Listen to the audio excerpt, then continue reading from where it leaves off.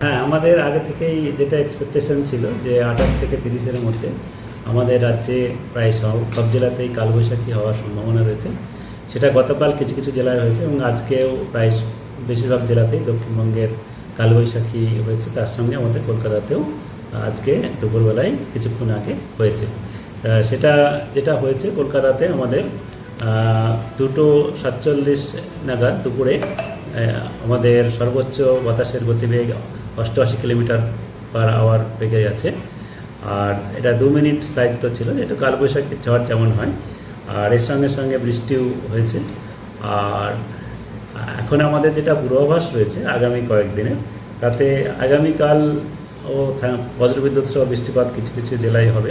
তবে আজকে যেভাবে ঝড় বৃষ্টির পরিমাণটা বেশি ছিল সেই তুলনায় একটু কম থাকবে।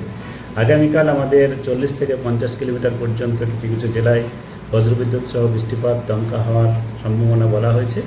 এগুলি হচ্ছে আপনার ইস্ট ওয়েস্ট মেদিনীপুর, ঝাড়গ্রাম, পুরুলিয়া, বাঁকুড়া, পশ্চিম বর্ধমান, বীরভূম, মুর্শিদাবাদ এবং পূর্ব বর্ধমান। কলকাতাতে সম্ভাবনা কম, তবে কলকাতাতে হালকা বৃষ্টিপাতের সম্ভাবনা কিছুটা রয়েছে বজ্রবিদ্যুৎ সহ। তারপরে আপনার 31 তারিখ থেকে আমাদের দক্ষিণবঙ্গের সমস্ত জেলাতেই বৃষ্টিপাতের পরিমাণ কমে যাবে। কেবলমাত্র বিক্ষিপ্ত হবে, 1-2 জায়গায় করে থাকবে। আর বেশিরভাগ জায়গাতেই শুষ্ক থাকবে। কিন্তু উত্তরবঙ্গের ক্ষেত্রে যেটা রয়েছে, উত্তরবঙ্গে আমাদের আগামী দুদিনে আজ এবং কাল 40 থেকে 50 কিলোমিটার পর্যন্ত দমকা হাওয়া সহ বজ্রবিদ্যুৎ সহ বৃষ্টিপাতের সম্ভাবনা কিছু কিছু জায়গায় রয়েছে উপরের 5টা জেলায়। আর আমাদের বাকি জেলাগুলোতে যেমন মালদা, উত্তর দক্ষিণ দিনাজপুরে আজকে যেমন একটু আমাদের দক্ষিণবঙ্গের যেহেতু পার্শ্ববর্তী এলাকা, এখানেও 40 থেকে 50 এবং কালবৈশাখীর প্রভাব কিছুটা থাকবে। আর আমাদের কালকেও উত্তরবঙ্গে বিক্ষিপ্ত হবে অনেক কিছু কিছু জায়গায় হালকা থেকে মাঝারি বৃষ্টিপাত বজ্রবিদ্যুৎ সহ থাকবে। উত্তরবঙ্গে আপনার 31 আর 1 এই দুদিন কম থাকবে। আবার 2 তারিখ থেকে উত্তরবঙ্গে বৃষ্টিপাতের পরিমাণ বাড়বে, মূলত ওপরের 5টা জেলায়। 2 তারিখ থেকে 5 তারিখ পরের 3-4 দিন পর্যন্ত আমাদের যেটা 7 দিনের মধ্যে পড়ে, সেখানে অনেক জায়গাতেই বজ্রবিদ্যুৎ সহ হালকা থেকে মাঝারি বৃষ্টিপাতের সম্ভাবনা থাকছে।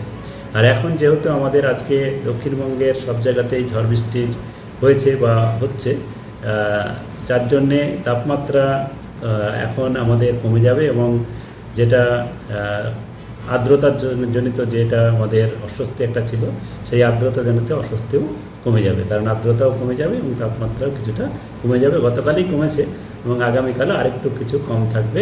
তারপরে আবার ধীরে ধীরে একটু বাড়বে।